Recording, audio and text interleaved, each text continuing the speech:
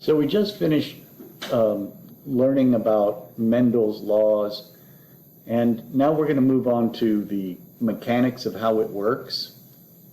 So the chromosomal basis of inheritance, that genes exist on specific loci, and we can see these fluorescent dyes have attached to the two different alleles on sister chromatids, both the homologous pairs, and so we can see where that gene is on different chromosomes. But in Mendel's time, he had no idea what the hereditary factors were. We now know that the heritable factors are, in fact, DNA that exists at specific loci and comes in different alleles or different versions of DNA. When he finished his work in the early 1800s, his work would have been revolutionary, but it was largely lost to science until it was rediscovered by Thomas Hunt Morgan at the turn of the 20th century.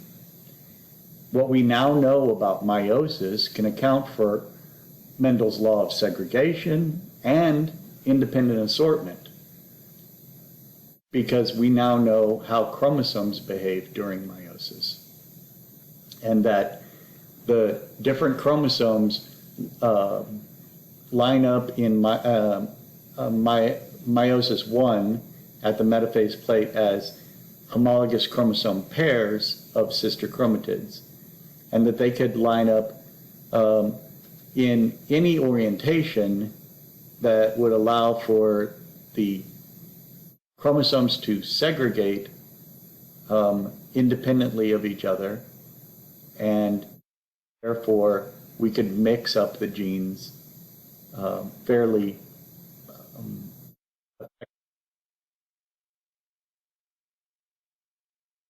When Thomas Hunt Morgan first started trying to verify what he had read about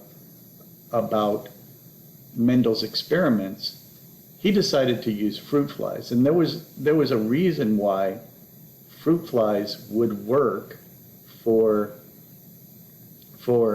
verifying these experiments. Now that chromosomes were understood how they move during meiosis, he chose fruit flies because they only have 4 pairs of chromosomes.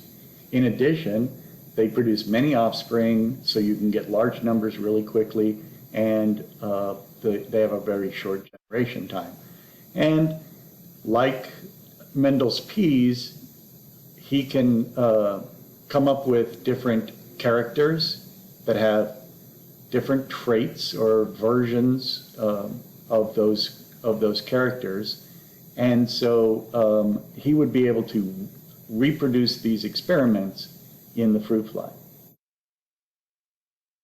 So he called the normal phenotypes the wild type, and that alternative traits were what he called the mutant phenotype.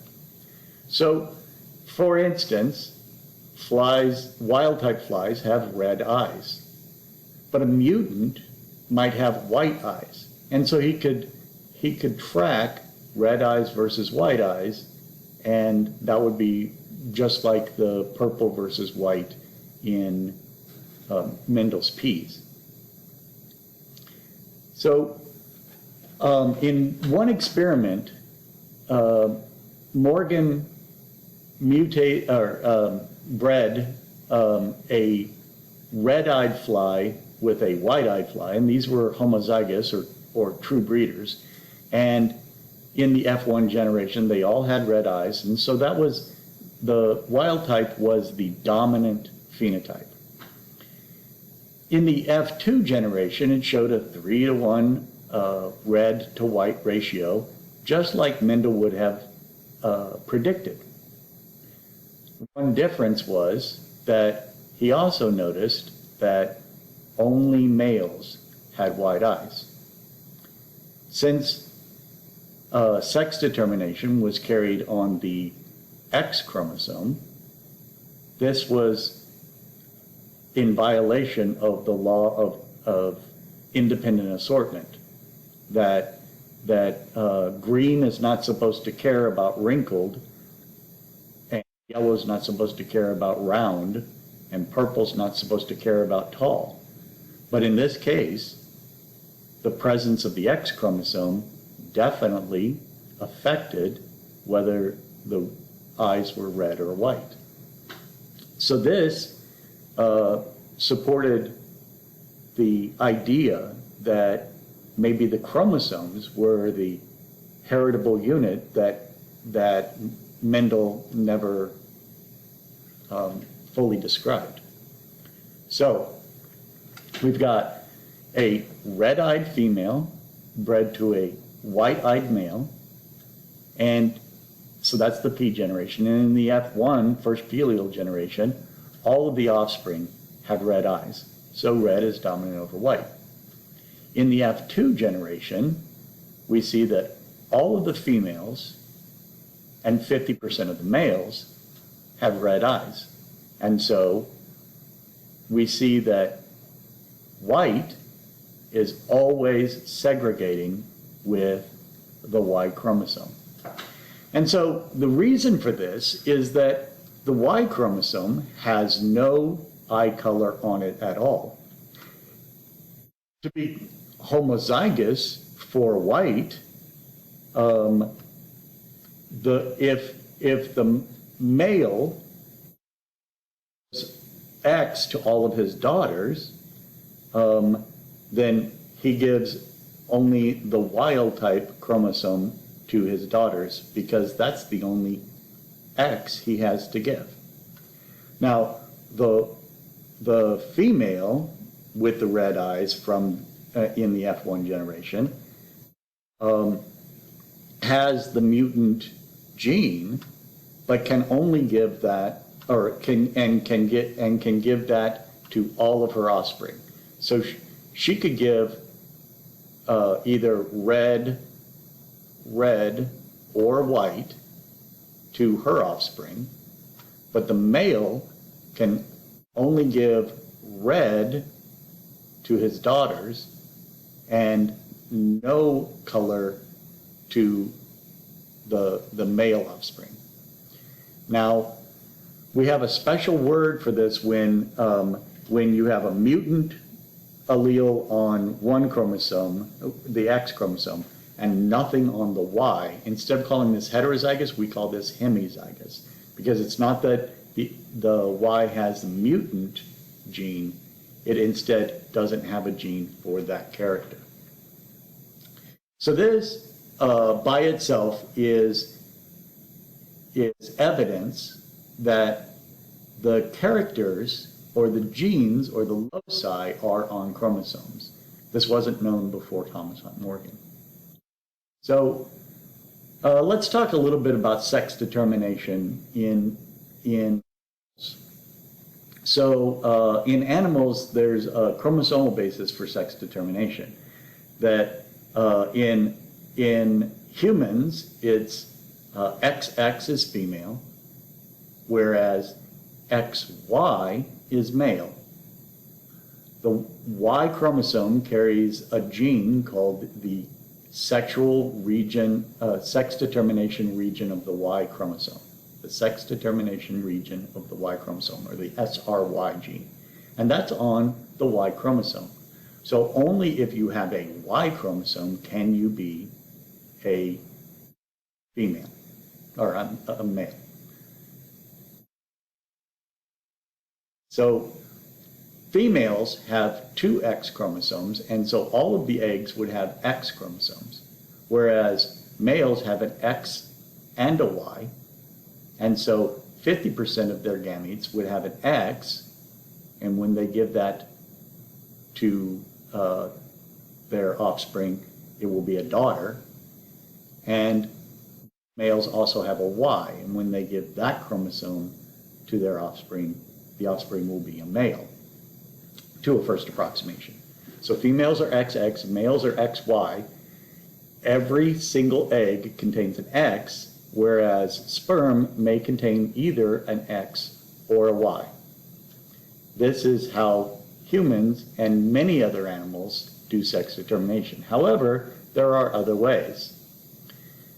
For instance, in the worms that I studied, many insects, they have an XX is female, but when the male gives no chromosome to their offspring, then it's a male.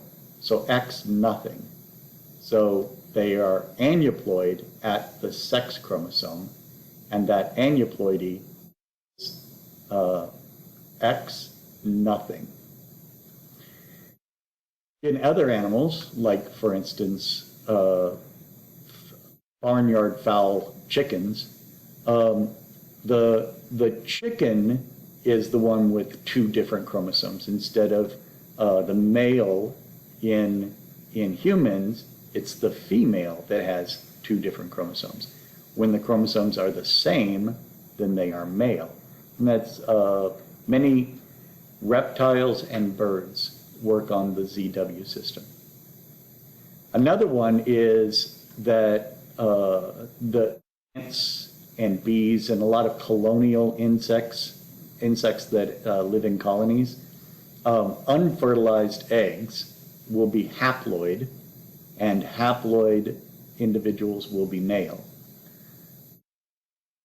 They fertilize the eggs, and the fertilized egg would be diploid, and the diploid would be female, a drone. And then drones can be turned into queens. So the queen leaves her old colony, sets up a new colony, and the first few eggs that she lays won't be fertilized because there are no males around. And so because they are unfertilized, they develop into males. Then they fertilize the remaining eggs, and so those eggs become diploid and give the drones. So any gene that is either on the X or the Y is called a sex-linked gene. If it's on the Y chromosome, it'd be called Y-linked, and if it's on the X, it would be called X-linked. There are some diseases that are X-linked, or they are carried on the X chromosome. And because of that, and the fact that the males only have one X-linked gene, statistically, they are more likely to be homozygous for that gene. When they inherit a mutant gene from their mom, they inherit nothing from their dad, they end up being hemizygous, or having the characteristic.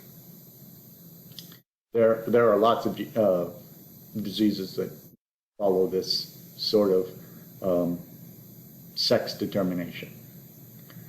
So, because for a recessive gene, the mutant gene is recessive, for females to have they would need 2 copies of the mutant allele.